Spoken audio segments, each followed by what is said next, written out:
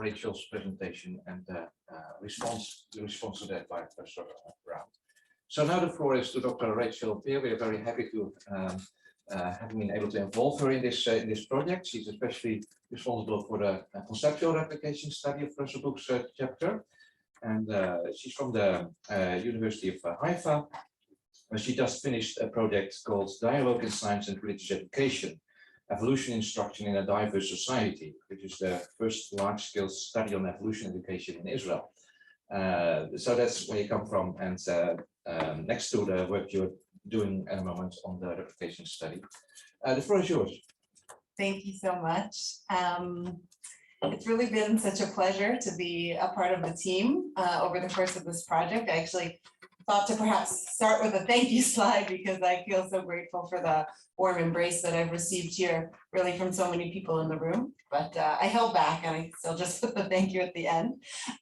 If replication studies were not complicated enough, in conceptual replication, I think we'll even add some more layers of what we just saw in the direct replication that Hans presented so beautifully. And lucky for me, Professor Brook is on the advisory committee for both myself and Hans, so I've also benefited for the give and take.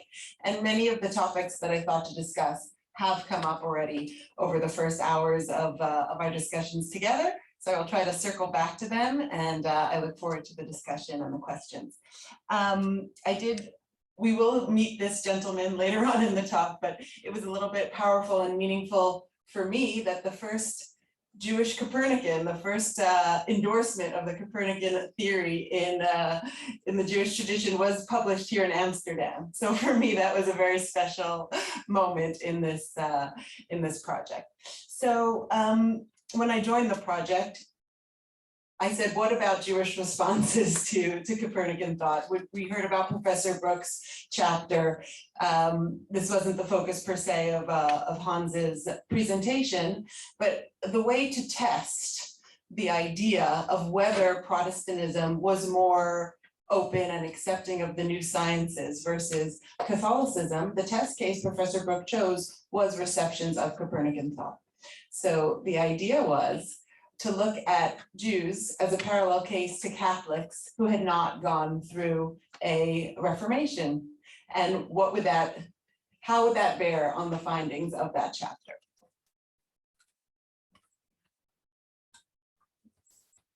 Daniel, I don't know how to move the, oh, here we go. So we are going to start out with a few questions and I'll give a bit of an overview about the questions of conceptual replication. I happen to be a questions person, so the questions always stay with me, even though we're going to focus on them more in the afternoon. I will go a little bit more in depth thinking into the historical data that I got to become acquainted with. And then we'll go on to where we stand now, that question mark at the end of Hans's presentation. What are our preliminary findings at the moment?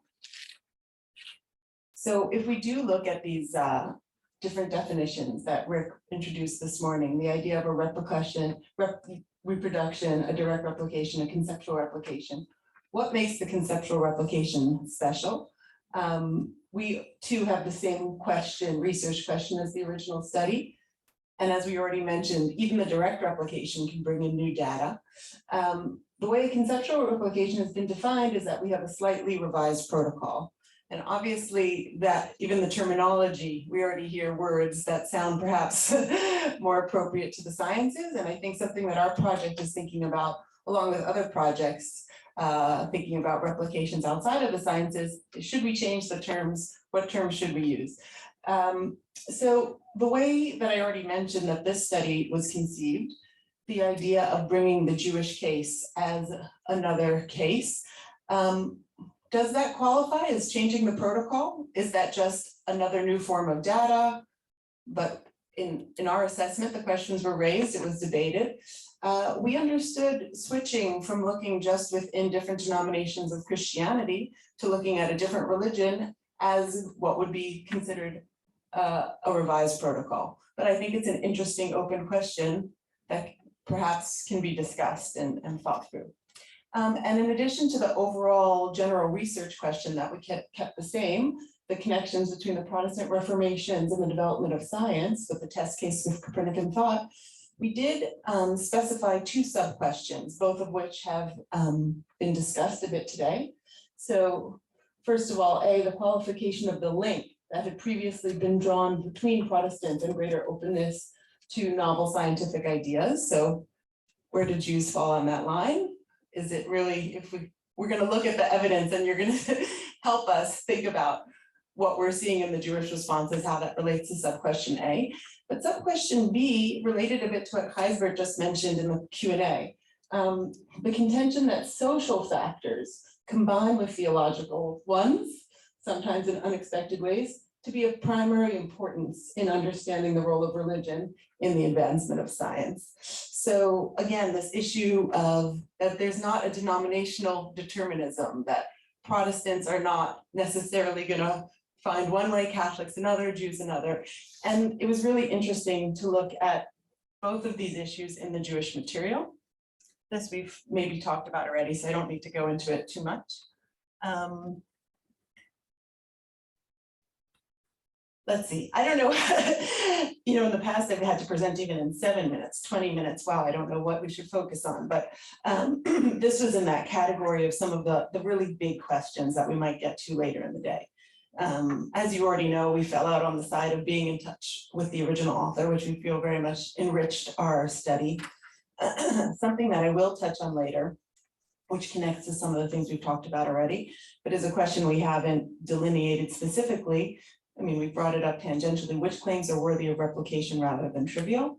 And one of the largest questions that we're not going to be able to answer in this presentation, but the big question of what is history, what are the aims of history, the objectives, the methods, and therefore, how should replications be conceived from an insider perspective? If we said we're not trying to perpetrate a violation of the humanities from the sciences in the form of scientism, how do we attain those organic internal conceptions of replications?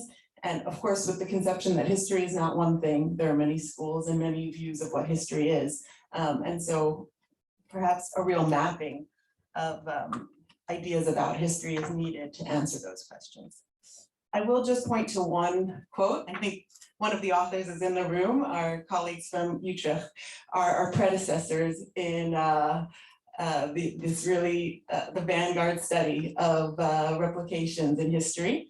The conclusions that I believe you reached was that reproductions is really the ideal form of replications that should be done in history, that both direct and conceptual replications are less relevant, whereas reproductions really have additional value here. And one of the quotes that I pulled, I thought the whole white paper was really fascinating, but the quote I just thought to point to here is, if historiography is a deliberately subjective discipline in which the person and the background of the scholar, rather than a hindrance or a necessary precondition for acquiring knowledge, then no 2 scholars, except perhaps identical twins, can be expected to produce the same outcomes.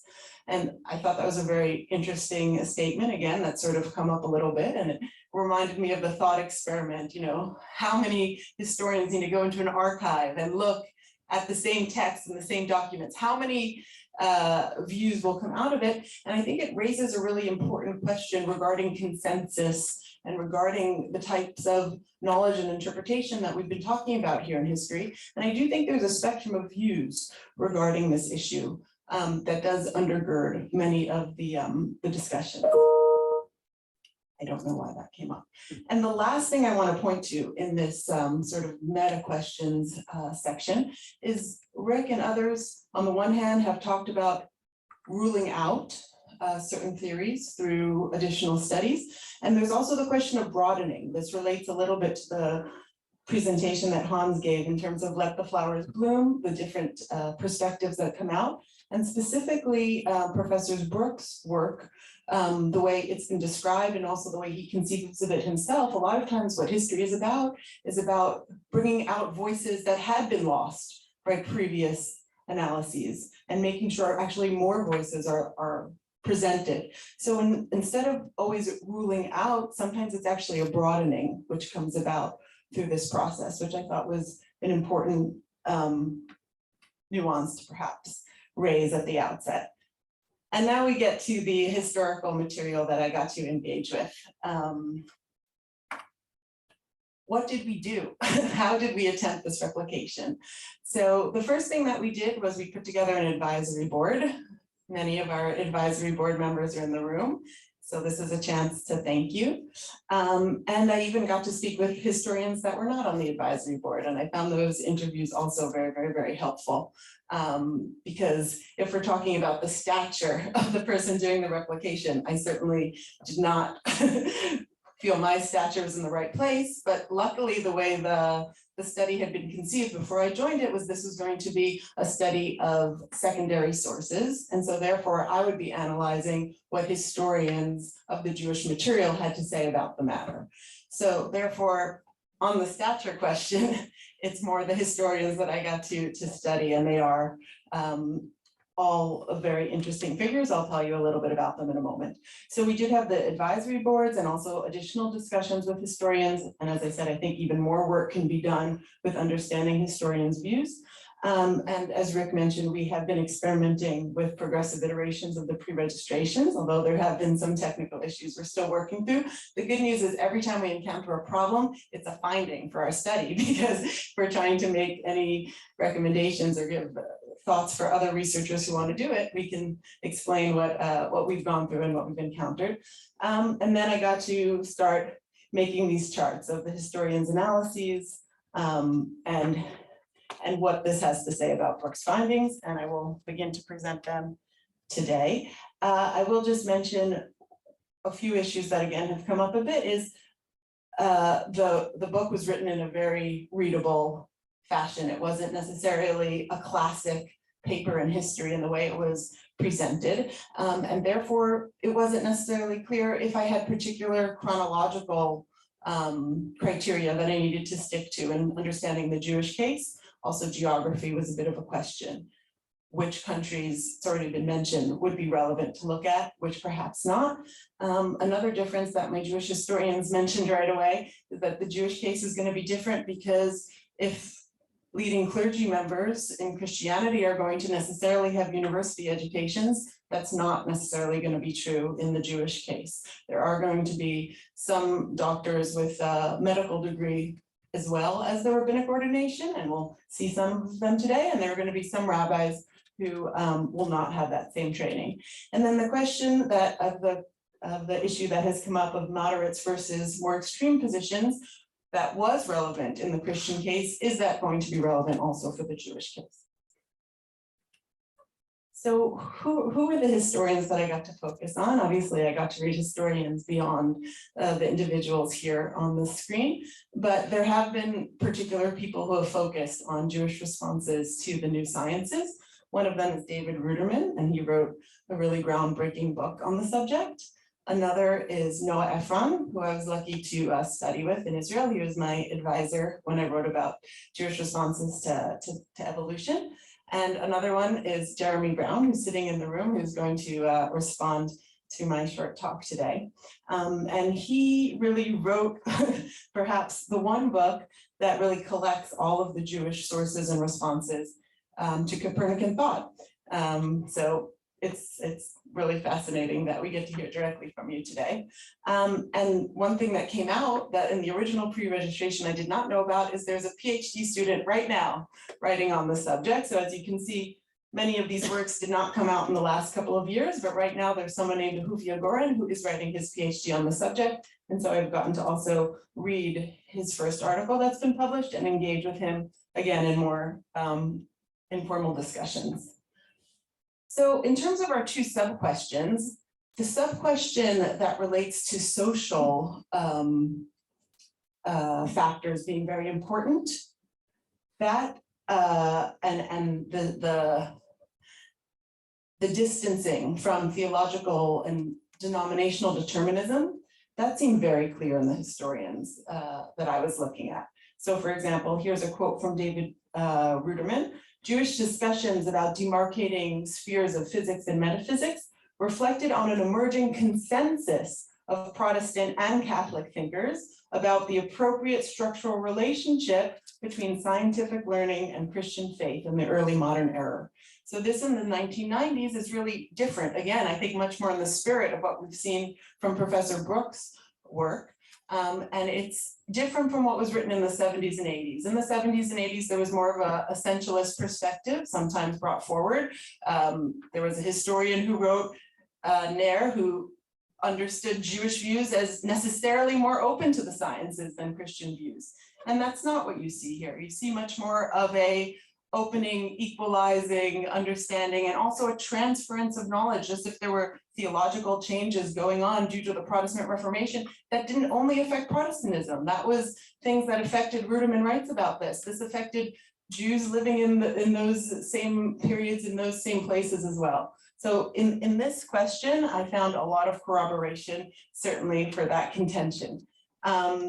Again, Jeremy Brown writes, each of these traditionally educated Jews emphasized what appealed to him about or repelled him about the new astronomy and found a way to work this into a specific worldview. The Jewish reception of Copernicanism was in essence a local reaction modeled by local factors and personalities. So yet again, this is emphasizing the social and the local, which I saw across the board of this being much more important than earlier historians who were more essentializing and denominationally determinist. And this relates to my question was, is this a trivial finding? Because this is basically the trends of historiography. This is what all historians have been doing in parallel to Professor Brooke and all of these historians as well. So to have this corroborated, is that important or not important? So on the one hand, that sub-question was easy to answer. On the other hand, is it important in the end? Is it trivial? Is it significant? So that's something I'd like to leave as an open question for discussion. The second question regarding what the Jews themselves said, what the Jewish responses to Copernicus, what their content contained, we did focus in on 5 particular individuals who were the first well-documented responses to Copernicus. And I'd like to hear what you have to think about their responses. I'll say from the outset, it's very much not a linear progression. If we thought we might find at first some hesitations and then rejections and then a breakthrough and everyone accepts Copernican thought, it's almost the opposite of what we find. So what do we find? I'll go back to the overview for a second. The first person we look at is one of the rabbinical figures who I mentioned. He's known as the Maharal Prague. That's an acronym. And he references Copernicus. Doesn't necessarily weigh in, but it's the first reference in the Jewish literature. The next figure is David Gans, and that's where we find the first praise of Copernicus. But again, different people have different views on whether he weighs in on what his particular view is, but at least he presents it in a positive light. The third figure that we look at is the individual whose photograph or painting you saw at the beginning, sorry, not photograph, painting you saw at the beginning of the slideshow. That is the first endorsement of Copernican thought in Jewish literature. But what do we have after him? 2 people who do not follow in that path of endorsing Copernican thought. So what do we make of this progression? We have acknowledgement, praise, endorsement, and then perhaps what could be reflected as rejection. But again, a lot of historians, when they write about this rejection, first of all, they mention something that Professor Brooke has also mentioned is important. They choose in-between positions. So they're not completely geocentric or heliocentric, much more following with Tycho Brahe. And that seems perhaps to be important. And also, just because they have a particular view on Copernican thought, they actually write in a very open way about the new sciences more generally. So that goes back to the original question of, can Copernican thought be the test case for religious responses to the new sciences? So many questions.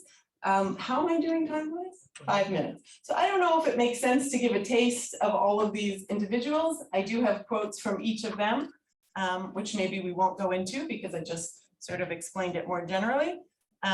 This was the first rabbinic figure, the Maharal, who, as you see, refers to Copernicus. And he actually does what Ruderman described in that first quote of delineating the spheres of the physics from the metaphysics. So in Ruderman and other historians' views, he makes space, perhaps, for the discussion of the new sciences and the promotion of the new sciences. Then we have Gans, who mentions Copernicus by name and describes his views in a very positive way.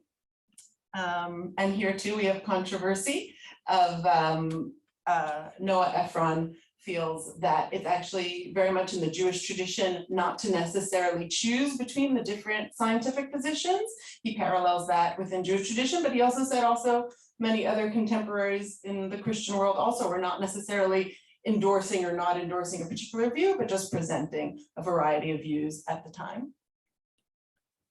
And then finally, we do have our first Jewish Copernican, and he is really a fascinating individual, as we've mentioned, Del Medigo. And the question is this a representative position? What does it mean that he endorsed Copernican thought? Can we reflect? Jewish thinkers, scholars did not have the same institutions that the Christian world had at the time. So we don't have a royal society.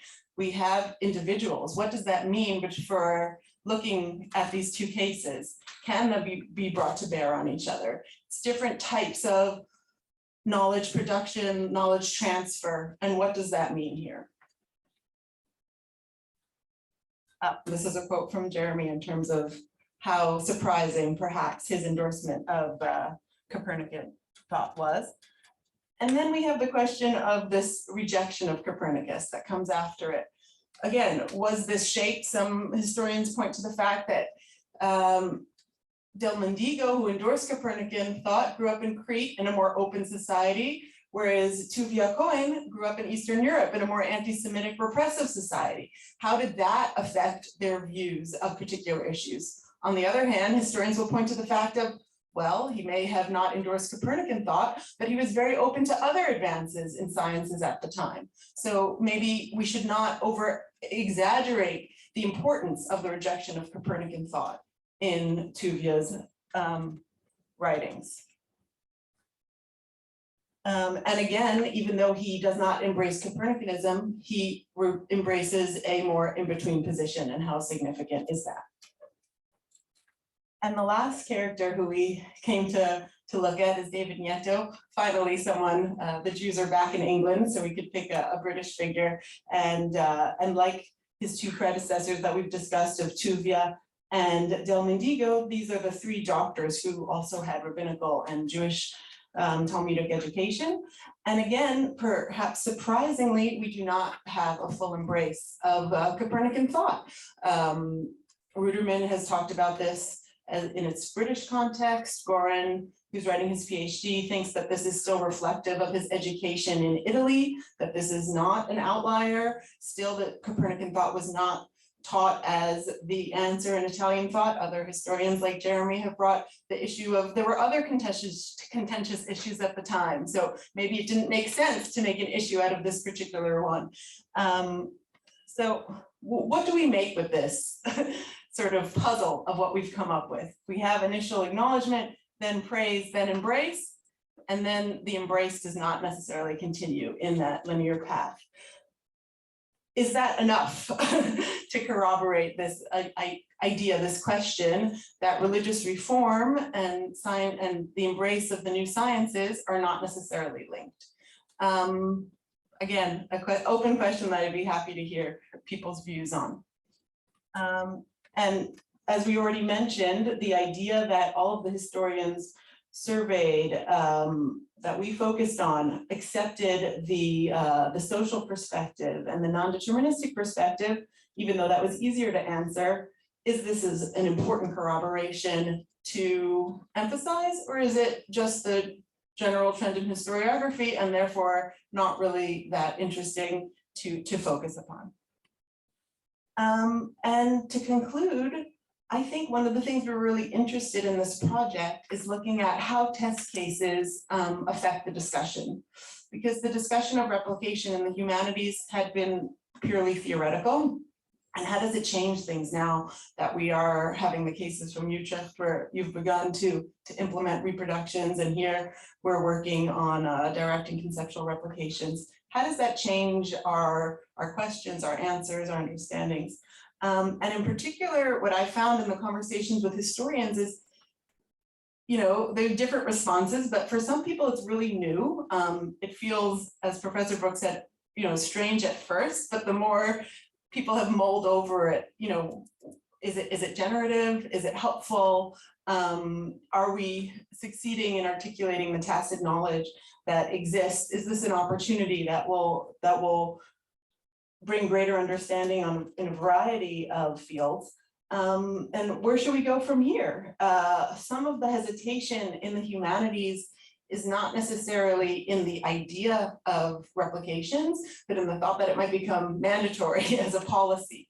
So that was one of the questions we were dealing with, both the theory versus the policy, different ideas of, is this going to marginalize the humanities or is this going to promote the humanities? And we've also heard different things on that issue, and also the issue of monism versus pluralism. Is there one way to do replication in the humanities, or are different people thinking about the replication in history differently because of their different conceptions of history and where that would meet replications? So now I finally get to put my thank you slide up, but I've probably missed plenty of people in the thank you, but it's really just been such a pleasure to work with all of you, and I look forward to the continuing of the conversation.